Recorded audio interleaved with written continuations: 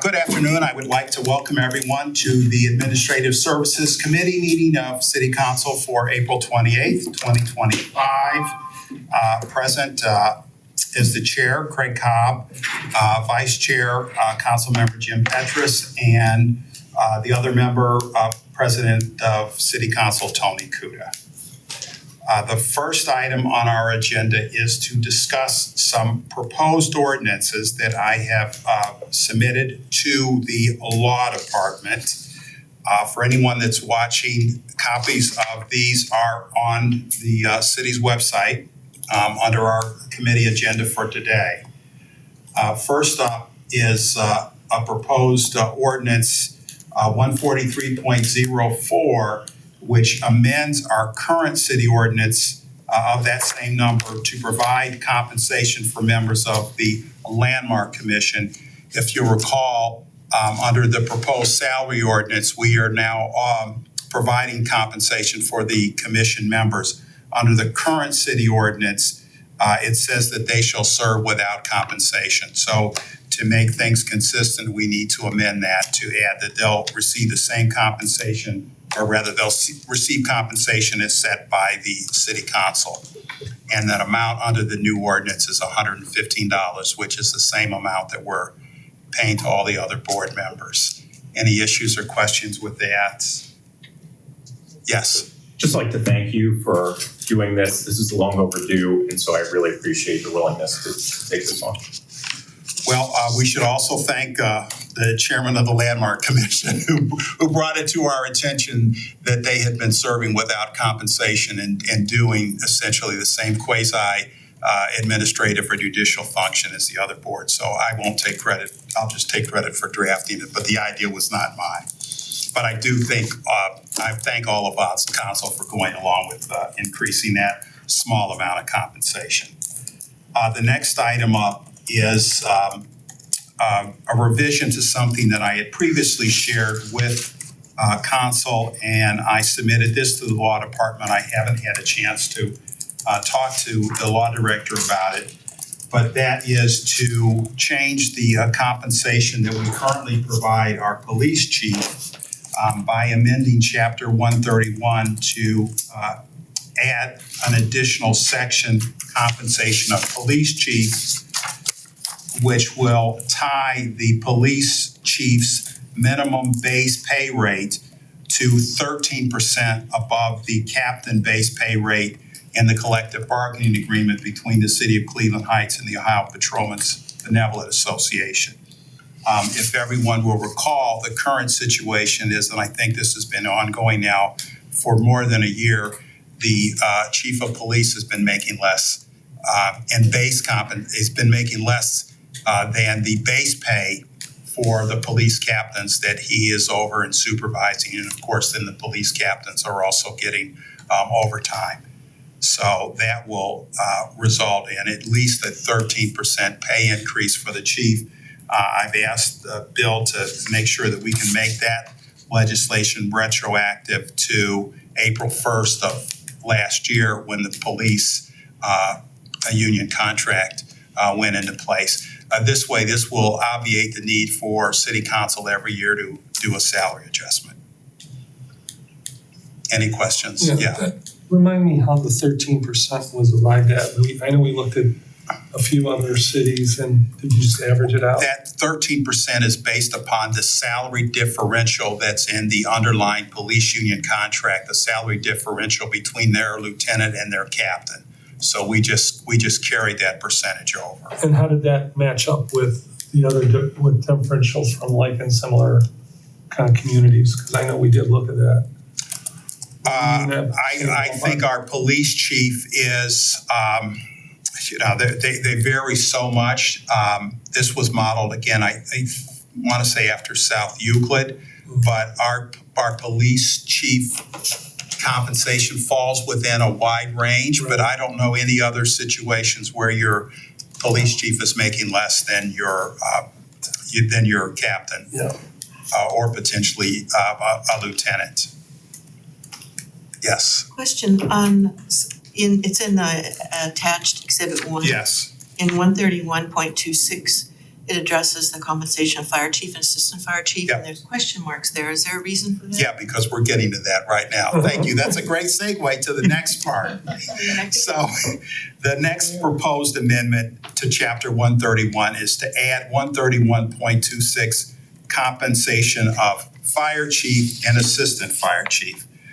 Similar to what is happening in the police department, or at least has the potential to happen in our fire department. We can have a situation where our fire chief and our assistant fire chiefs are making less than the base pay of the battalion chiefs. I have left the percentage blank because I frankly don't know what percentage increases to assign to that. My, I guess, first thought was to go with the same percentage increases that are in the fire contract, which would be 14%.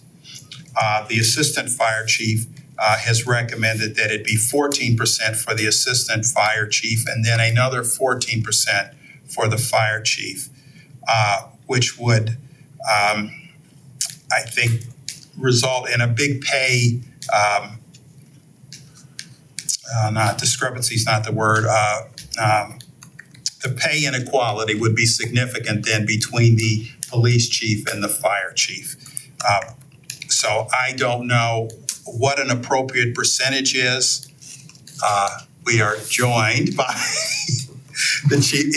Any suggestions or comments on this? And I know it's sort of putting you in an odd, position. Well, I'd like to thank everybody for bringing this up. It's been a problem that's existed for a long period of time.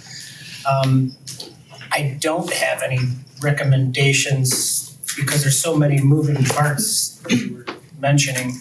I know that in a lot of cities, every class is a certain percentage different than the one class lower. In our city, it's locked at 14. So, from firefighter to lieutenant, it's 14%. From lieutenant to battalion chief, it's 14%.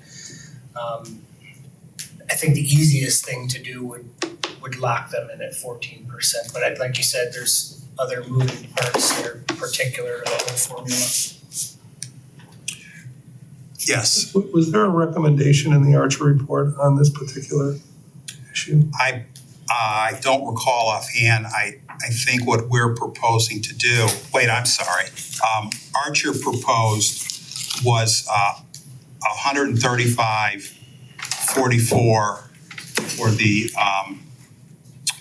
chief and 122.570 for the assistant chief. So could we calculate the percentage? And I don't know that they did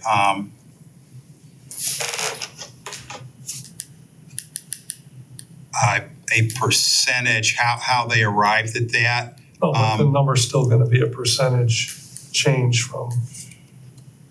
Right. And it would be, there is the way these union contracts are structured, the Archer report is more favorable to the fire chief than it is to the police chief. If I'm reading this correctly, because the proposed Archer salary for the fire chief would be $125,660. Under the current situation where the battalion chief is making $117,346, a 14% increase over that would be $133,774, which is actually less than the proposed Archer salary. So a little less than 14%. Right. So perhaps the way of addressing this is to go above the 14%. And maybe plug in an 18%, because we don't, and then half of that for the assistant chief. But I don't know. Any thoughts on that? And also, I haven't gotten the numbers back from the finance department either to see what the impact is gonna be on the budget with doing that. So you lost me. Well, why would the 14% be inadequate? Well, a 14% increase on top of the current battalion chief's salary would be $16,428. And that would then result in a base salary for the fire chief of $133,774. The Archer proposed for the police chief is $135,000. So we would actually then be less than what Archer has proposed for the assistant fire chief.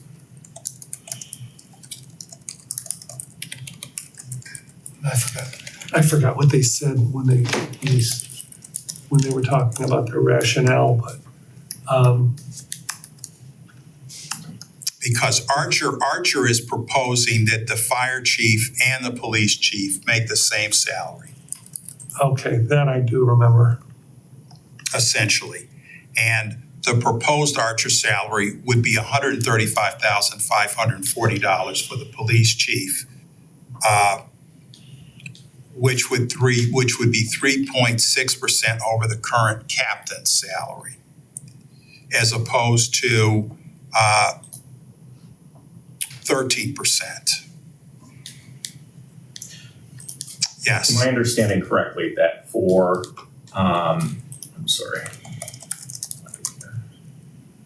that for the assistant fire chief, it would equate to, did you say 133,700, something like that? But Archer was recommending 135? Right, yep. Okay, so that's a pretty small difference there. What if we just increased it from 14 to 15%? Would that then get it to what Archer was recommending? Sounds like it probably would. Yeah, because If if it's you just like $1,300 difference or something like that between what 14% would be and what they're recommending. I think you're right. It'd be like 1,000. So 15 instead of 14, we Well- should probably. We would Okay. want to try and make that an even number, because then we assign half of that to the assistant fire chief. So that would be a 16 and an 8%. I don't want to take the time now to run the numbers, but let me look at a 16 and a 17% and then half of that. Any thoughts on that, Chief?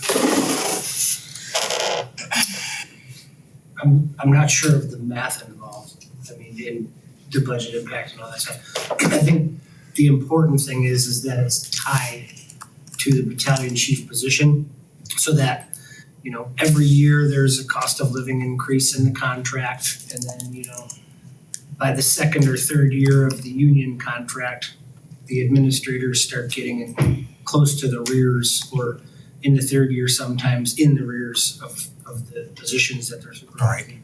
Okay.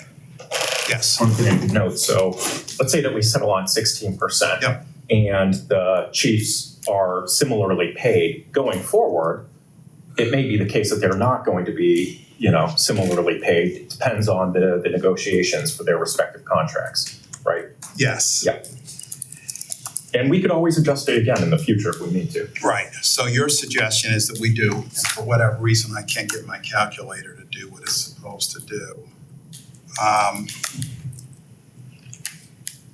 7, 6. Plus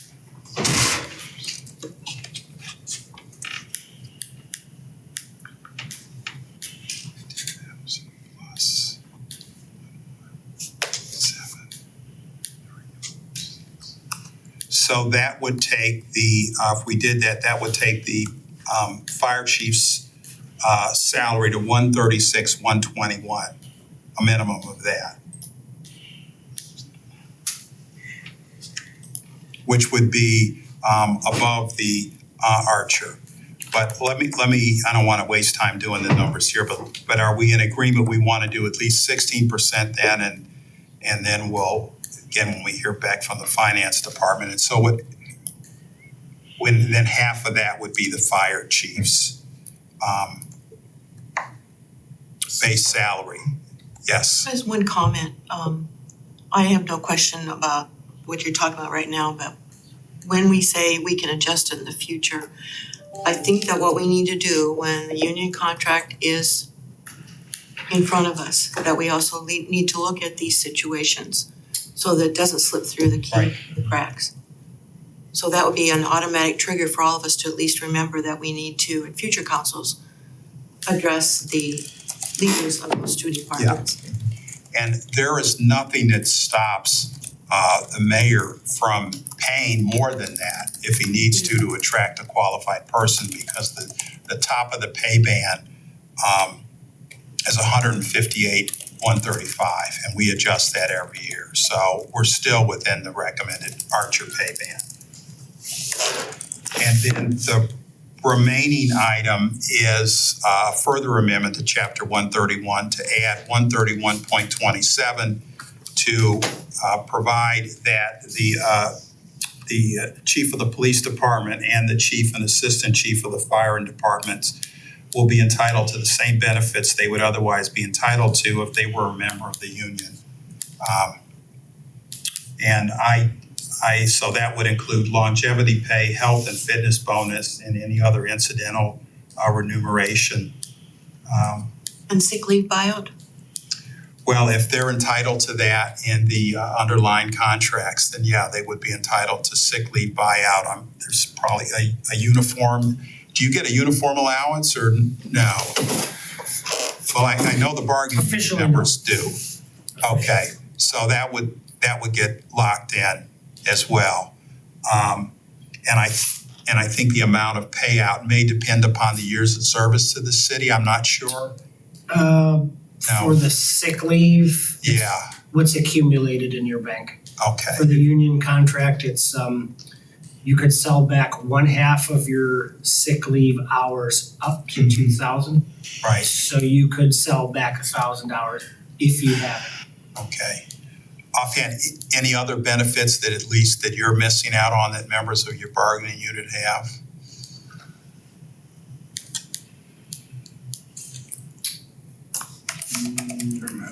Yes, the paramedic and education bonus, which I get anyway because I was already in those. Okay, But moving forward, everybody in the bargaining unit has a paramedic bonus. Some in the bargaining unit have the education bonus. and yes, And that's No, a I'm sorry. percentage. no, go ahead. If I could, did you say that for yourself right now, you can get paid out for however much sick time you have? I cannot. Okay, you cannot. They can up to Yeah. 1/2 up to 2,000 hours. For me, it was agreed upon that it was 1/2 of 1,000 hours. Okay. And just in case anyone is missed out on the history of why we're looking at doing this, and I specifically recall when we were looking to hire a fire chief, we were having a hard time. No one wanted to take the position because of the loss of compensation and benefits moving up in the department. We hope to be able to address that going forward when we have to hire another chief, which hopefully won't be for a long time. Not for quite some time. Okay. And we're going to make the compensation statutes retroactive. The benefit provision will only take effect when we pass this. I think it would be too difficult to try and go back and try and calculate lost benefits. And I think the big thing for both you and the police chief would be the payouts upon your retirement. Yeah, and keeping it moving forward, keeping, at the same scale as everyone else, it's security. Yeah. Okay, so to the extent that I need it, can I get a formal motion that we, once the law department's passed on these, that we move them forward with the recommendation that council vote on them? Okay, I affirm. all right, That motion passes. Aye. Everyone is in agreement on that. The next matter on our agenda, anything else you wanted to add before we left, Chief? No, I thought that was a pretty good idea, possibly looking into when the contract is being renegotiated, taking a look at the administrators. I don't think that's ever been even discussed, as far as I know, in all the years that we've been a fire department. When you say administrators, who are you referring to? The assistant chief and the fire chief, it's always been you kind of negotiate whenever, if you force it or if the mayor brings it up. I mean, I'm only early into year 3 here.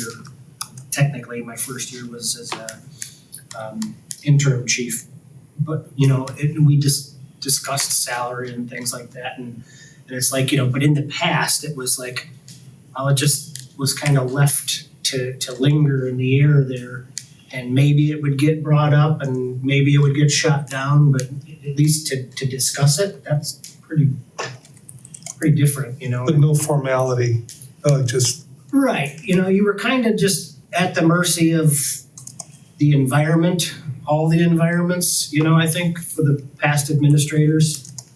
All right. I can't speak for them, Yeah, well, I think our hope is that by passing these ordinances, it's going to be locked in That would be great too. I just thought that was another good idea. to the contract. So it takes out the necessity of anyone having to negotiate a deal, so to speak, which could potentially leave hard feelings or someone feeling we're not fairly compensated.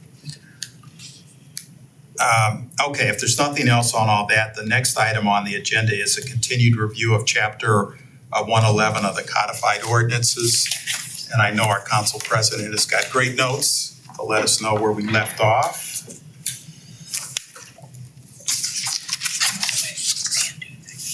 Okay. I have a lot of notes, but I didn't draw a lot. See, the thing is, I think we got to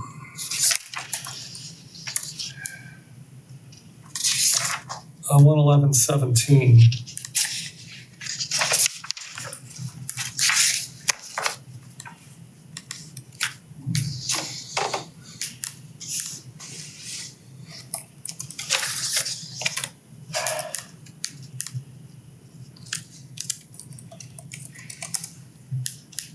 Each resolution or ordinance upon introduction shall be referred to the appropriate committee or committees by the presiding officer.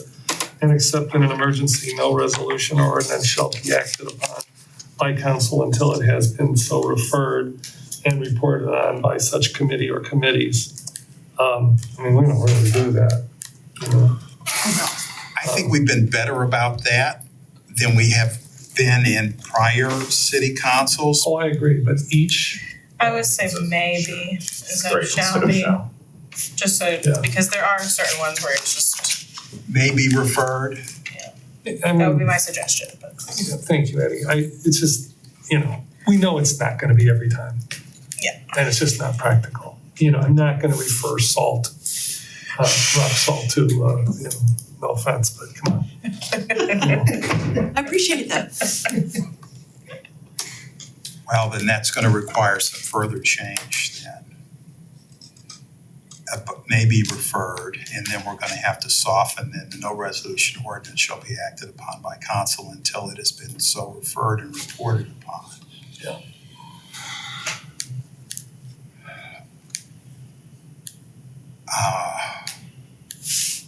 Let me work on how we can do that. Yeah. I mean, that's our, maybe refer to the appropriate committee or committees by the presiding officer. Or you could just change where, If we change may, then you can go and change it. I don't know. I'm just looking at mine. Sorry, I can't find it on yours. all right, and You how can about just change this. may be referred, may be acted upon, and accept, No, Or get rid of it. Maybe strike everything. it's gonna require some further drafting. We would,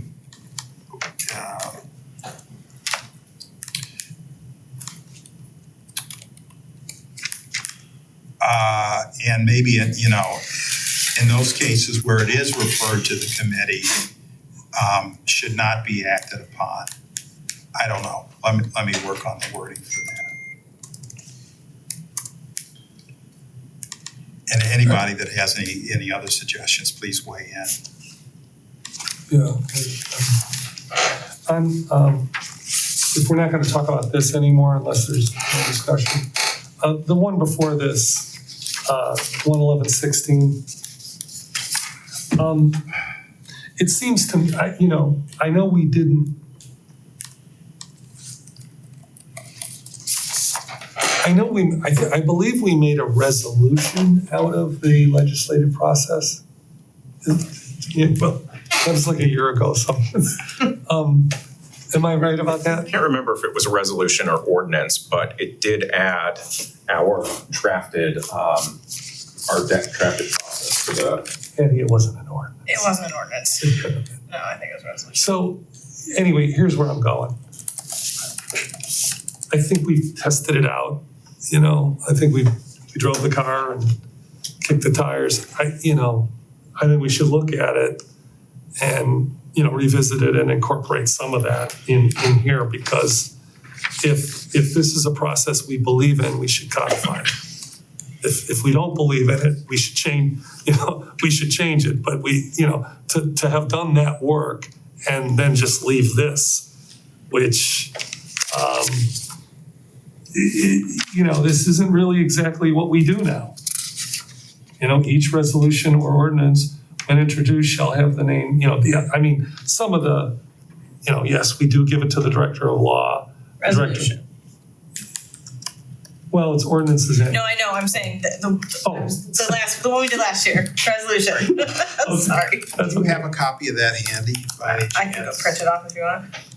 And then if we could get that posted You just want to the our actual- agenda. You just want the actual, the exhibit that came with it, right? You don't really care about the legislation. Right, The thing that actually shows the process. I don't recall the specifics of that. Okay, let me go.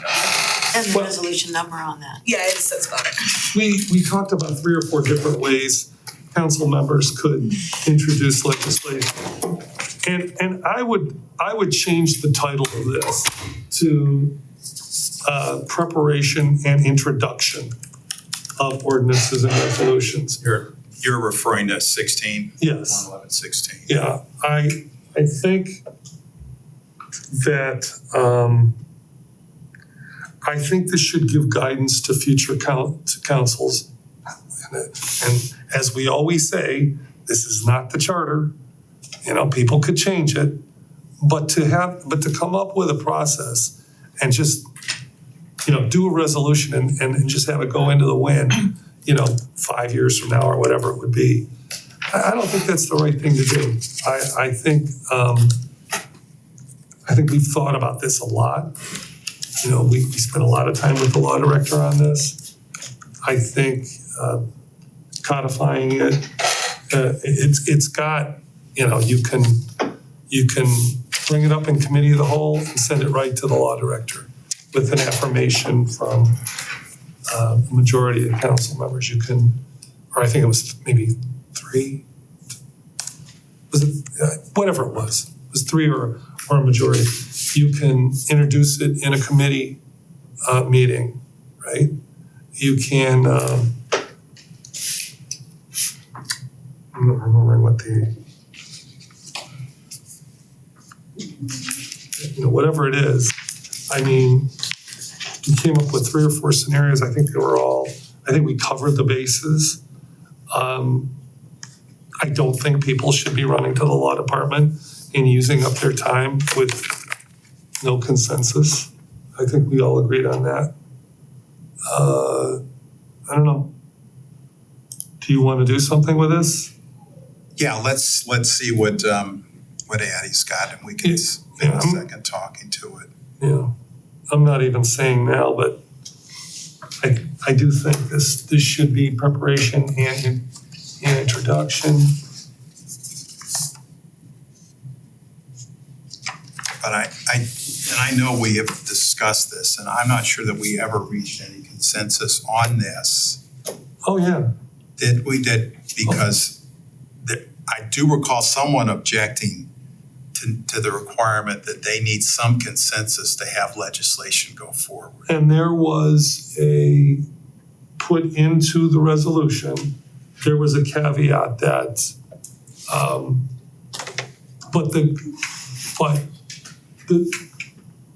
this still forces you to come and present it and not go to the law director. You know, yeah, there was kind of a, what if everybody shoots me down in my minority voice? And I mean that in the sense of like a 6-to-1 kind of thing.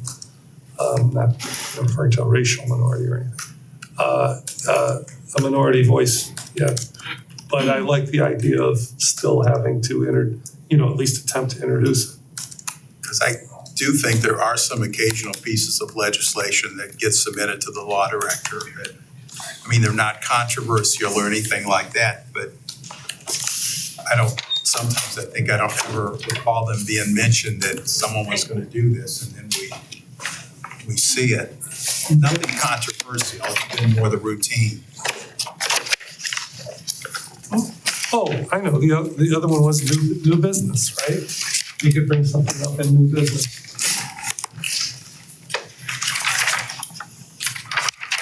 So here's the summary on the second page.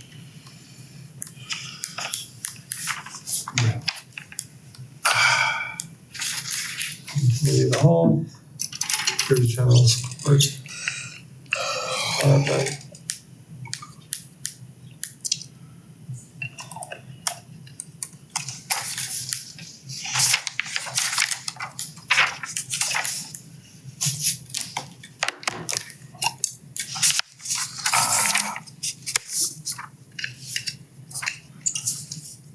This is an awful lot to put into here. I'm wondering whether this could get drafted to say that by resolution, council may establish procedures applicable to legislation. That's a, you know, Could you then Yes. reference the resolution that's, Currently on file. Well, I don't, because that could be subject to change, Right. but we would just have to know So that you'd have to this. change the ordinance every time if you put the actual number of the resolution in there. okay. but your point is well taken, that as long as there's a place for future councils to go, to look it up, that's really all we can ask. Right. It's we're not trying to force anybody to do what we do, but I mean, I suppose you could say something like along the lines of what we do with some of the legislation we write where it's on file with clerk. So the current procedures for legislative requests are on file with the clerk or something like that. what do you think of that, Craig? Yeah, that would be fine. So you're proposing for this action of council or for the legislation? Preparation of ordinances and resolutions, where that would go? Well, yeah, preparation and introduction of ordinances and resolutions. Because that's really what it is. Well, how about, before preparation of ordinances and resolution, let me work on how we can incorporate this. I'm thinking that council may by ordinance establish procedures for the preparation of ordinances and resolutions. And may, and then subject to that resolution, or subject to the procedure set forth in that resolution, the director of law, upon the request of any member, shall draft the form of any proposed, or subject to any resolution. Let me give that something to that effect. Would that satisfy you on that? I think so. Anyone else want to weigh in? Looking at amendments here, what we talked about that. Yeah, I don't have anything else on 16.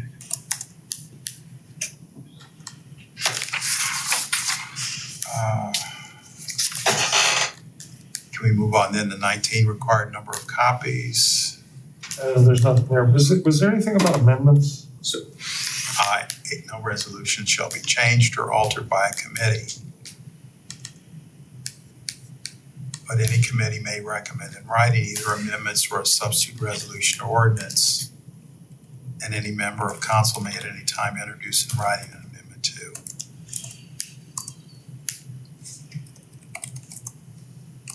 Subject to the same approval by the director of law. That makes sense. That's the place we go every time we try to change something.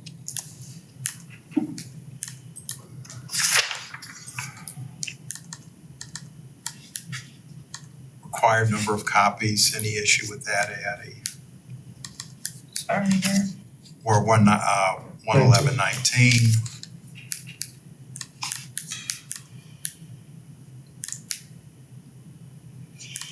If I can get back to the correct screen, give you my opinion, just give me a second.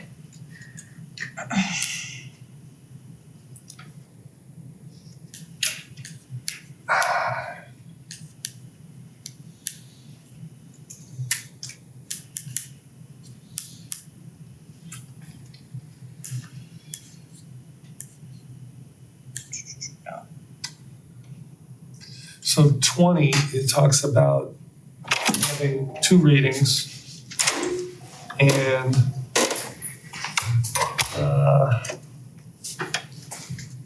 let's see, 5 members of council.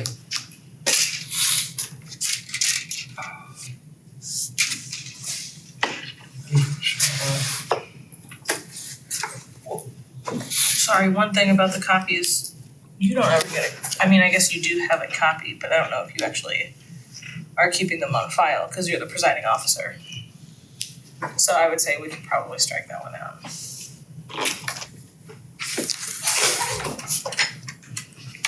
That was before we had a clerk. We didn't really have a clerk. I would say 2 copies, one of, Copies. And whether former clerks of council. and my copies are digital, so I don't know if you want to specify that. Yeah, I have probably. printed copies that end up going into the law department, so that could be that one, but my copies are digital. That must be. Not from my paper, that's for sure. Well, I think we need to bring this into the 21st century to the extent that we're posting stuff online and digitally.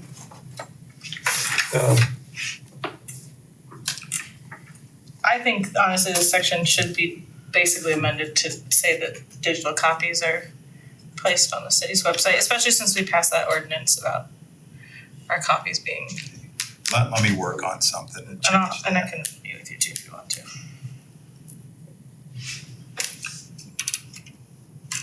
Can we move on to 20 then? Mhm. Reading of ordinances and suspension of rules.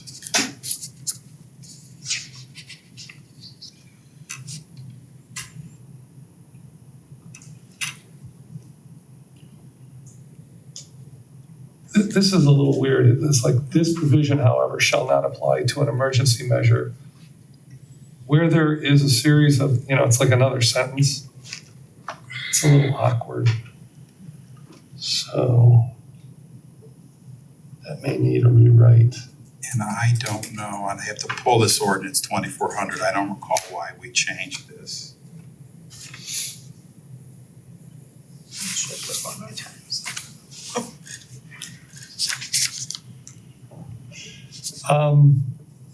Looking at the date, I think that's something that was comported with the new form of government. Just because, we didn't vote on anything on that date. Do you know what I'm saying? That was the date. I'm sorry. We all got sworn in. Well, 1/3/22. you and I got sworn in. Yeah, I don't know if is that a typo on that date or not, I don't know. I mean, I don't know. But Ordinance 2400. it can't be 2,400 because that's the beginning of the year. Everything starts at 1. All right, let's move on to 21, voting. So we need to come back to this. Research this and find Okay. out what happened.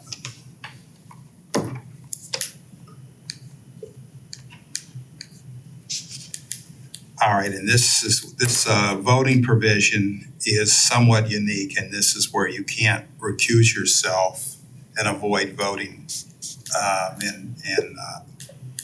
unless you've got an ethical or financial reason. Otherwise, your recusal counts as an affirmative vote.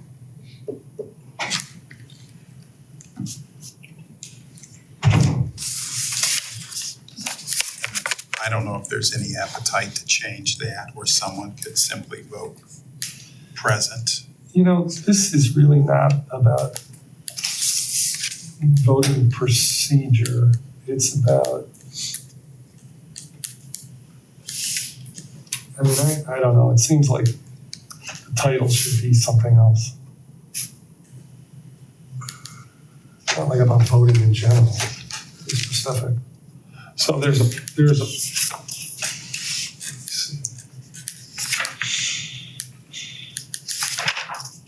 Well, it does prescribe that if you're present at a meeting, you need to vote. Right.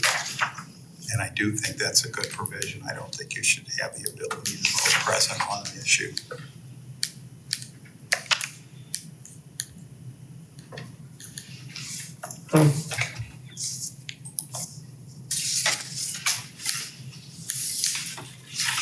Now, we were starting to have a discussion about voting remotely. But I don't know where we left that off. We were talking about having to put that in the charter. Can't recall, right? I think that we talked about including something in the chart that would allow people to join remotely, but I think that there was a consensus that we were not in favor of voting remotely. That's If I remember correctly. And Bill I think Bill was gonna look into that. yeah.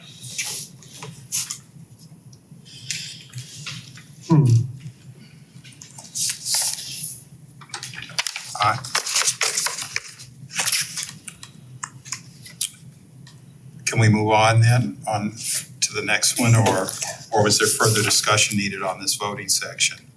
I would just say, I don't remember. I would revisit this about voting remotely. Just not that I'm one way or another on it. I just don't know if there was a consensus. I don't remember that. I remember discussing it. Yeah, go ahead. 11122, authentication, I don't think there's anything there. Publication of ordinances and resolutions. We did make another change, didn't we? Where, Yes. so is this will need to get amended to be consistent No, with you already that? made it, it's just not on the codified, it's not on the website, on the All right. codification website. So we but did it's change that this. changed All right. So to allow for posting on the city's website as publication. the last one was passed in 1949. When did we pass this one? October, I think, I wanna say, I'll double check. Maybe So November. it was 2024. It was 2024. Okay.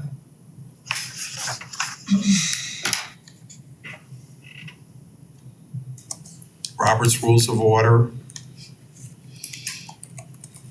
And then amendment of rules. We got caught up on this, both of these provisions years ago. So, yeah, I met with a bunch of council presidents last week, and it's funny how adamant they were about, like, every council should have its own rules and not rely on Robert's Rules of Order. You know, that was like a big consensus.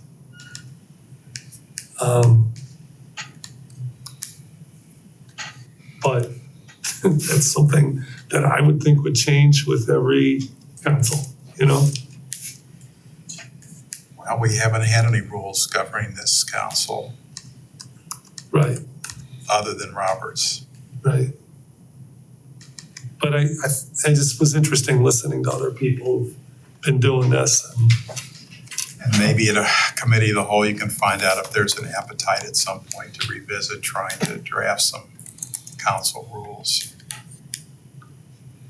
Because you have rules, then you have to have penalties. You know, you have to have some kind of enforcement. And I think that's where we got kind of hung up, you know, like, we definitely don't want any meetings to be like an anything Yeah. goes. And, you know, people, you know, defaming other people, that's, you know, certainly beyond the pale, but then it's like, well, what do you do about it? You know, besides gaveling the person. And also interesting was the rules they had for the conduct of the people speaking, the residents. Like, for instance, Cleveland, I should have brought this with me. Cleveland, you have to sign up to speak 2 days before the meeting. 3, I thought. That was 2, but Oh, I thought I read on your it was notes. like 48 hours before. And if they capped it at 10 people. You know, there were, you know, some had 5 minutes for each speaker, but, you know, some of the communities were small, you know. I don't know. Okay. I mean, having been through this, I still don't have strong feelings about, you know, codifying rules. Let's get the charter finalized, or at least the provisions going, and then we can revisit this later on. Mr. Chair, Yes.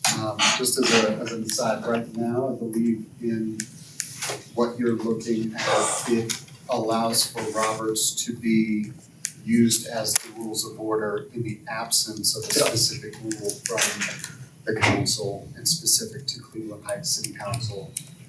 And I think many other communities use it as a backstop because Roberts is extremely comprehensive. That's what it says. But if there are specific things that this council wishes to change about its own procedures and processes, it can make those changes without removing the backstop and keeping Roberts as sort of the authority and a sort of an unbiased authority outside and separate from in those areas where certain things are kind of universal, like what motions are, that kind of thing. You don't have to redefine what a motion is in order to make it specific to Cleveland Heights context necessarily. And so those sorts of things, nested motions and what motion takes precedence and those sorts of things, no need to reinvent the wheel on that kind of thing. Right. But certainly with other things, so you wouldn't have to remove Roberts as the backstop, but certainly you can think about other ways to make this council work the way that you need it to. Okay, thank you. So 27 says, if applicable, when any provision of the city charter or any provision of this administrative code or any ordinance hereafter passed requires the concurrence of more than a majority of members in order to legally adopt an ordinance or resolution. Oh, this is not about rules, okay. Well, I didn't get to that until the end.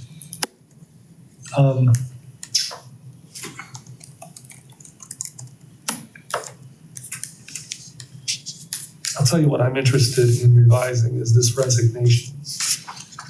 We're on to 11128. Yeah. We need to codify when these take place, when these take effect. Yes.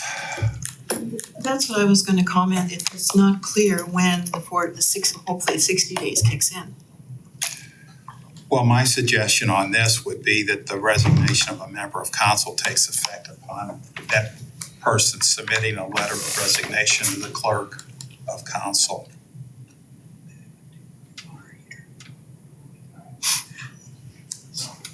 Okay, but like, just hear me out, they could do that on a Tuesday after a meeting and you'd have to wait to accept it until the following, so you're completely, just saying. No, I wouldn't tie it into accepting the resignation. Oh, I thought you just said you wouldn't. No, I would simply have it take effect upon them submitting it to the clerk of council by email, person, with a copy to the remaining members of council, something like that. I think that makes a lot of sense, but there is like one edge case that I think we should probably think about. So suppose someone were to submit their resignation to the clerk on maybe like the first day of a summer recess for council. So council may be gone for 30 days. That's going to cut into the number of days that it has before the appointment would go to the mayor. So if somebody was going to resign and say it was effective immediately, because your rule was in there, that the clerk got, I think council would want to have, hey, we're gonna have to have an election if you do it today. If you do it 3 days from now, it'll just be an appointment, or maybe we want an election. I don't know, but the point is that, I'm thinking of the Mary Dunbar case, it ended up being, remember? What? Yeah, but it wasn't an attempt to circumvent any rules or to play games. No, it was So not. we want, that happened without any understanding of the ramifications of when that occurred. I think that's true. My point isn't that anybody would be doing anything for some ulterior motive. My point is that with information, they may not have done that on that day, just because Right. the person resigning didn't think it through.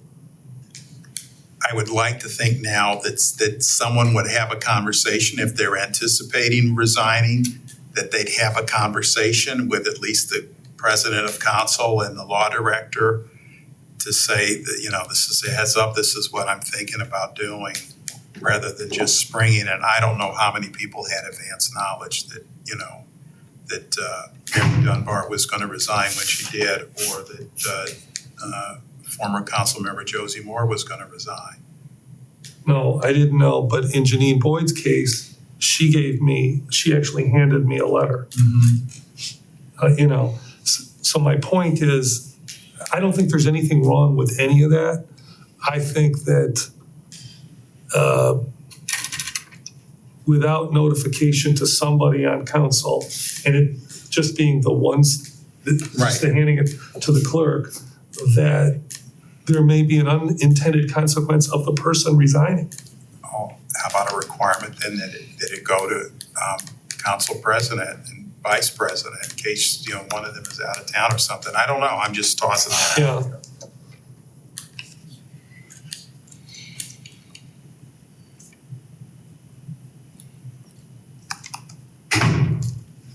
Any other thoughts on that? I would like to, No, I haven't looked at other charters on this particular issue, or That's what you need to do. ordinances. Yeah, because I think we need to,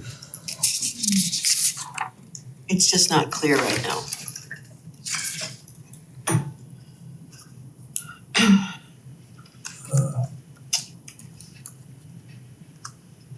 So Also, that looks like that was passed in the same ordinance that doesn't Right. exist, at least as I can find Yeah. it. so I would like to stop, because we're going to have a hard stop at 6:00 and discuss these vacancies and potentially go into an executive session. So how about if we spend 5 more minutes on this? yeah, I don't have anything for the last two, but the one thing I would say is that at some meeting in the not too distant future, I'd like to have, maybe Addie and I could, or I don't know, maybe you and Addie could work on kind of writing up what we do have and then what we still need to do. Maybe the next meeting, we finish up what we, the research and all that business, and the meeting after that, we bring in Bill Hanna to discuss where we're at with this, maybe send him a memo and say, here's what we have so far, so that he could come prepared to, like, I don't wanna say make recommendations, but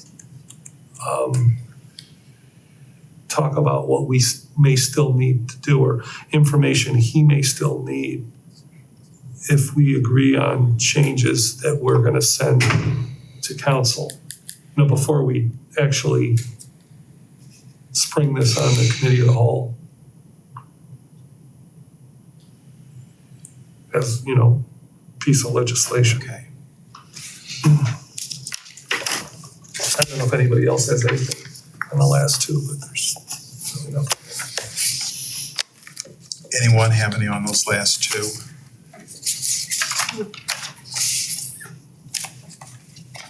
Okay, the next item on our agenda is the discussion of committee. Oh, I'm Commission. sorry. Yes. Sorry, Chair. Bob, I'm sorry. On 111.30,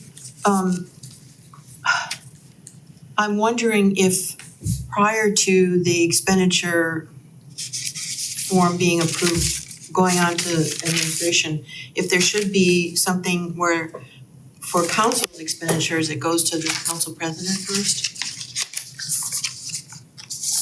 For this authorized the Yeah. expenditures,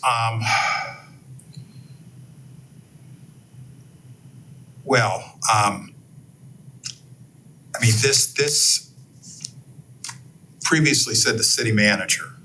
Yes. And of Understood. course, the city manager was always going to approve expenditures, okay? So you could, in theory, the way this is drafted, run into a situation where the mayor could decline to approve expenditures, even though a majority of council wanted to have that done. So I don't know if that's worth looking at. And also you have a councilman in here, so there's a term that's not gender neutral. Yeah, we need to do that across the board. Yeah. I would think this would be somewhat dictated by the budget that council sets for itself. And I don't know why the mayor would be involved at all. That doesn't make sense to me. Well, let me look at another city to see how they handle authorized expenditures. Thank you. Because it does something, I believe it does require a majority of council to weigh in and approve those expenses. But Mr. Chair, Yes, so two things, and I can't speak for any future mayors, but I imagine the courts do. When it comes to council's ability to make expenditures for its own function, council is independent in that authority.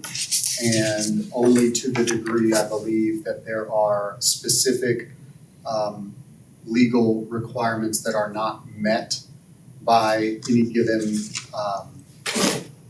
expenditure that a council wants to pursue. Like if there's something illegal about it, or if there isn't money to pay for it, or something like that. That is, as far as I'm aware, the only reason why a mayor wouldn't move forward on an expenditure through the council. And so and the courts have spoken on that. I would suggest getting any legal opinion from the law director to back that up. I don't think that there's any need to include anything else that the courts haven't already opined on. If there is, that's fine, but I think it's pretty clear in Ohio and pretty well discussed in the courts that the mayor doesn't have that kind of latitude to just decide not to unless there is a specific legal requirement that isn't being met. And so I just wanted to point that out. And then additionally, I think the charter sort of indicating that for the city and indebtedness of the city, the mayor is the person who signs those things. It requires that the mayor be involved in that perfunctory way. But again, unless there is some specific legal requirement that a council has decided to ignore, it wouldn't make a difference. The mayor would need to sign whatever contract to,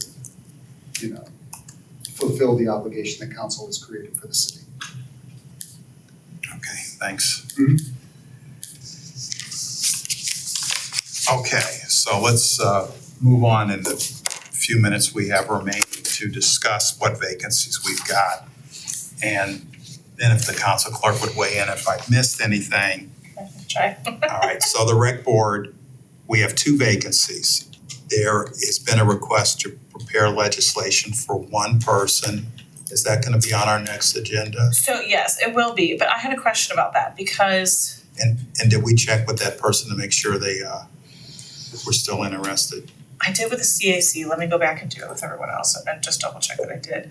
But the number, because we got that, I sent you an email. We got 1 person, when you emailed me, this was decided at the last meeting at the end of March, I think, to put that 1 person on. And then we got an additional email saying that there were 2 people that left. So I'm not sure if there are 2 positions that need to be filled or just 1. There are 2 positions. Okay, Let's, so I'll reach out to someone to double check that, but Alex Pesta resigned. right. We never filled Alex's position. And then we had another recent resignation.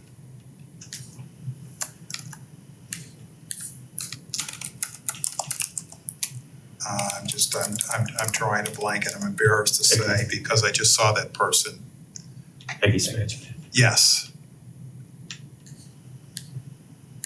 And then for the aging, I believe we have 2 vacancies. And we have there should be proposed legislation to fill that position. And we only had 2 applications and then that person withdrew, so we need to advertise, I believe, that position is open.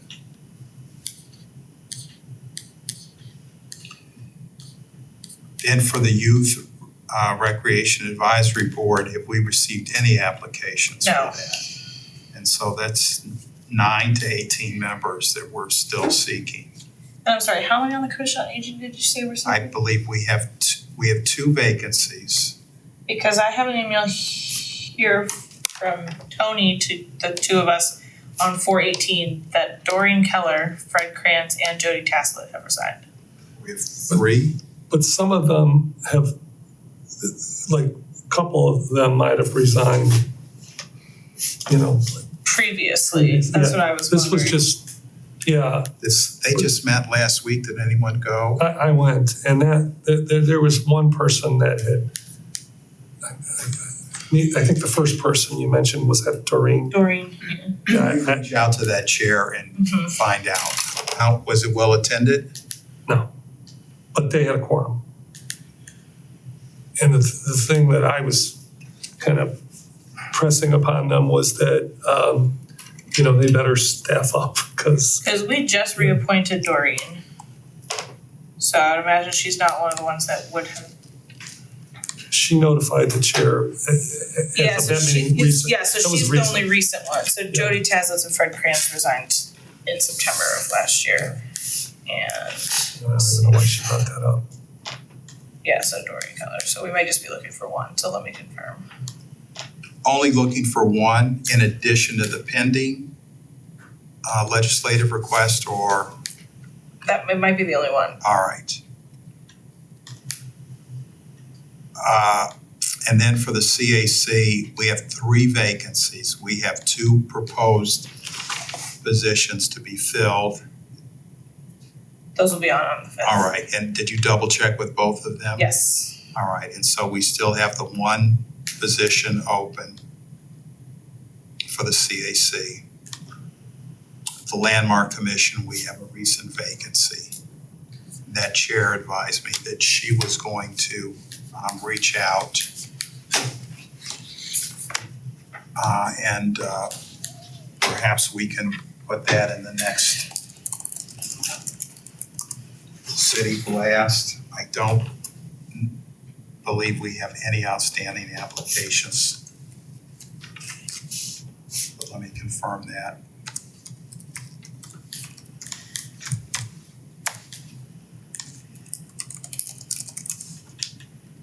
And then for transportation, mobility, we have one vacancy and one Yep. person has been proposed to Yep. fill that. I will be on. And they did confirm. All right, did I miss anything? I don't think so. All right, so I guess there's really no need to go into an executive session then. Yeah. Okay, that covers that. Anything else to discuss under other?